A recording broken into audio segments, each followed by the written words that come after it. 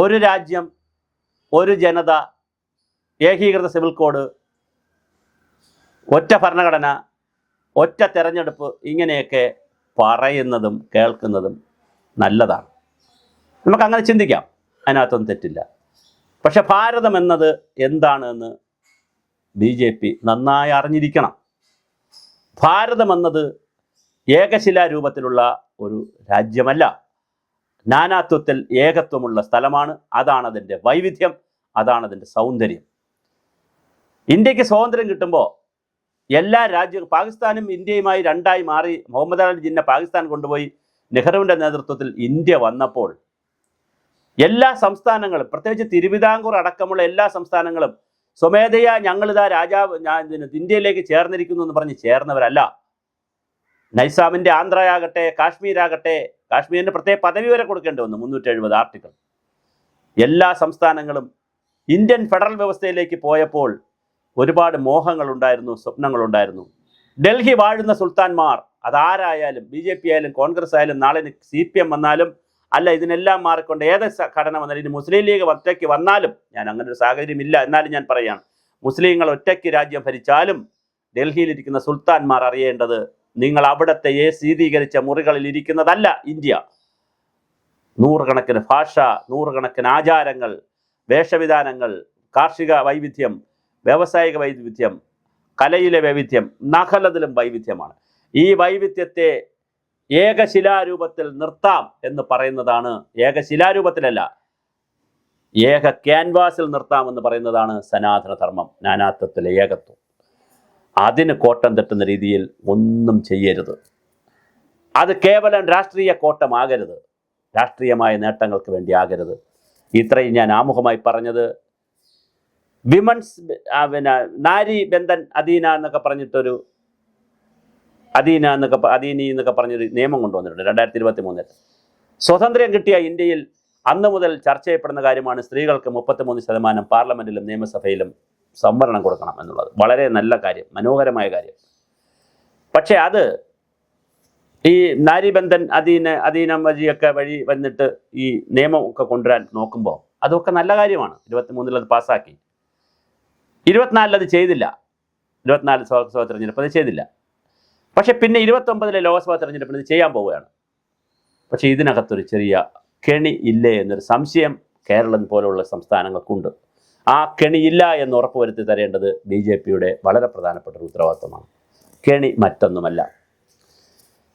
നിലവിലുള്ള 540 സീറ്റിനെ നിന്നല്ല 33% കൊടുക്കുന്നത്. പകരം സീറ്റ് ഇരട്ടിപ്പിക്കുകയും 50% ഇരട്ടിപ്പിക്കുകയും അതിൻ്റെ ബേസിലാണ് ഇത് കൊടുക്കുന്നത്. ഓക്കെ, അങ്ങനെ 50% ഇരട്ടിപ്പിക്കുമ്പോൾ കേരളത്തിൽ 20 ലോക്സഭാ സീറ്റ് 30 ആകും, സമ്മതിച്ചു. 10 സീറ്റ് അധികം വരും, അത് സ്ത്രീകൾക്ക് കൊടുക്കും. UPയിൽ 80 ഇരട്ടിപ്പിക്കുമ്പോൾ ഈ പറയുന്ന പോലെ കൊണ്ടുപോകുമ്പോൾ 120 സീറ്റാവും. അപ്പോൾ കേരളവും UP ആയിട്ടുള്ള വ്യത്യാസം 90. ഇപ്പോൾ 60 സീറ്റിലാണെങ്കിൽ ഇത് വന്നു കഴിഞ്ഞാൽ 90 സീറ്റിൽ വ്യത്യാസം വരും. ഇങ്ങനെ ഓരോ സ്റ്റേറ്റും എടുത്തു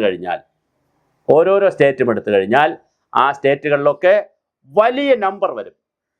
അപ്പോൾ സ്വാഭാവികമായിട്ട് ആ സ്റ്റേറ്റിലുള്ളവർക്ക് രാജ്യം തുടർച്ചയായി ഭരിക്കാൻ കഴിയും. ഇതൊരു വലിയ, തുടർച്ചയായി ഭരിക്കുന്നതുകൊണ്ട് കുഴപ്പമൊന്നുമില്ല, ജനാധിപത്യത്തിൽ തുടർച്ചയായി ഭരിക്കുന്നതൊന്നും വിഷയമൊന്നുമില്ല. പക്ഷെ ഭരണം നല്ലതായിരിക്കണം. അല്ല, പിണറായിയെ പോലെ ആകുമ്പോഴാണ് നമുക്ക് അസ്വസ്ഥത വരുന്നത്. അല്ല, നല്ല ഭരണമാണെങ്കിൽ തുടർച്ചയായി ഭരിച്ചോട്ടെ എന്നുള്ള അഭിപ്രായക്കാരാണ് ഞാൻ. അപ്പോൾ ജനാധിപത്യമൊന്നും അങ്ങനെ തകരത്തൊന്നുമില്ല. ജനാധിപത്യം കൂടി കൊണ്ടുപോകാൻ കഴിയുന്ന നല്ല രാജാക്കന്മാരുണ്ടായിരുന്നു, നല്ല ഭരണാധികാരികളായാൽ മതി. എന്നാലും ഒരു ദുഷിപ്പ് വരുമായിരിക്കും കുറേ അങ്ങ് പോകുമ്പോൾ. പക്ഷേ ഈ ഫെഡറൽ വ്യവസ്ഥയിലേക്ക് കേരളം ചേർന്നപ്പോൾ, ആന്ധ്ര ചേർന്നപ്പോൾ, കർണാടക ചേർന്നപ്പോൾ, കാശ്മീർ, ഓരോ സംസ്ഥാനവും ചേർന്നപ്പോൾ ഡൽഹിയിലിരിക്കുന്ന സുൽത്താൻമാർ ഇന്ത്യൻ ഭരണഘടന വെച്ചുകൊണ്ട് തന്നെ നമ്മളെ സംരക്ഷിക്കും എന്നുള്ളൊരു കാഴ്ചപ്പാടിലാണ്. 2 കാര്യങ്ങൾ നടക്കുന്നു.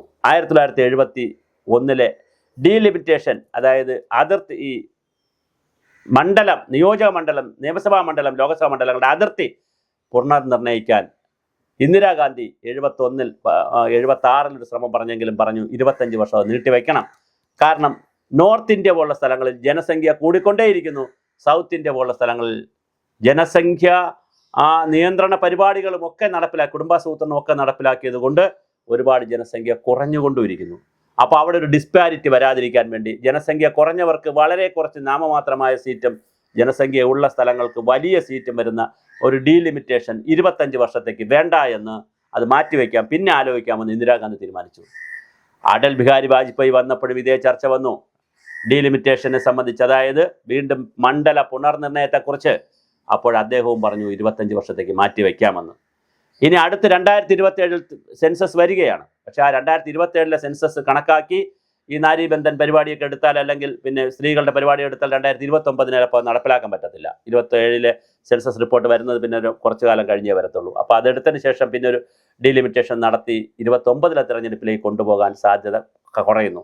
അപ്പോൾ 29 തെരഞ്ഞെടുപ്പ്, 24 എന്തായാലും കഴിഞ്ഞു പോയി. സോണിയാഗാന്ധി ഇന്നലെ ഹിന്ദുവിലൊക്കെ ലേഖനമൊക്കെ എഴുതിയെങ്കിൽ അത് കഴിഞ്ഞു പോയി. ഇനി 29 നമുക്ക് മുന്നിലുള്ളൂ.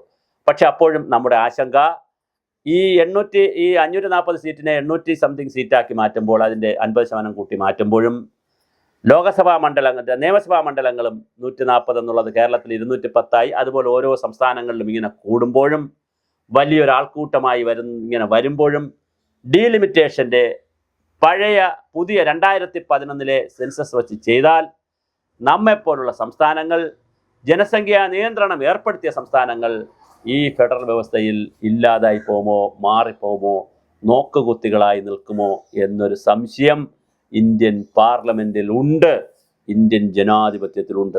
അത് വന്നു പോകാതിരിക്കാൻ സീറ്റൊന്നും കുറയില്ല എന്നല്ല പറയേണ്ടത്, നിങ്ങളുടെ സീറ്റൊന്നും കുറയില്ല എന്നല്ല പറയേണ്ടത്, ഈ ഡിസ്പാരിറ്റി വരാതിരിക്കാൻ. ഇന്ത്യയിൽ ജനസംഖ്യ അടിസ്ഥാനത്തിൽ മാത്രമേ നമുക്ക് മണ്ഡലം പുനർനിർമ്മിക്കാൻ കഴിയുകയുള്ളൂ. അത് ശരിയാണ്, അതൊരു യാഥാർത്ഥ്യമാണ്. അപ്പോൾ പക്ഷേ ആ ക്ലച്ചിൽ നിന്ന് പുറത്തു പോകുന്ന കേരളവും കർണാടകവും തമിഴ്നാടും പോലുള്ള കുറേ തെക്കേ ഇന്ത്യൻ സ്റ്റേറ്റുകളുണ്ട്.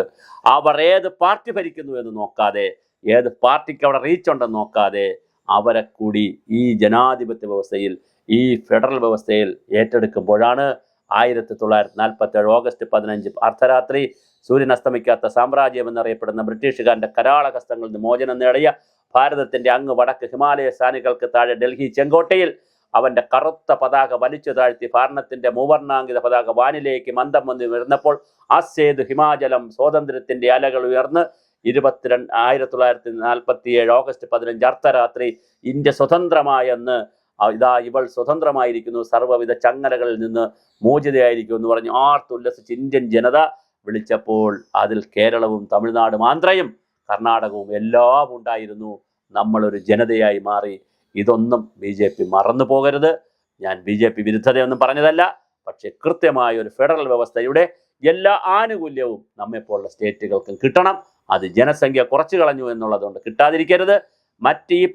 ഞാൻ ഈ പറഞ്ഞ അൽഗോരിതം കൊണ്ടും അരിത്തമെറ്റിക്കിൻ്റെ മാന്ത്രിക വിദ്യകൾ കൊണ്ടും കുറേ സ്റ്റേറ്റുകളെ നിശബ്ദമാക്കിയാൽ അത് ജനാധിപത്യത്തിൻ്റെ മരണമായിരിക്കും, ഫാസിസത്തിൻ്റെ പുതിയ വഴിയായിരിക്കും.